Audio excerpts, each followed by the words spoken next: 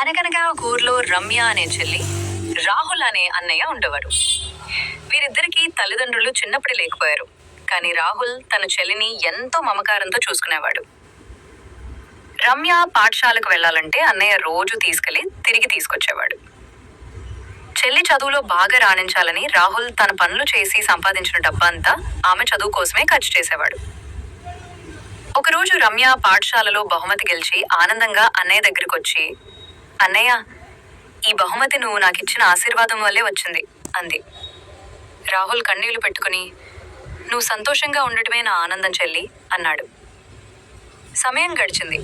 రమ్య పెద్దదై ఉద్యోగం సంపాదించింది.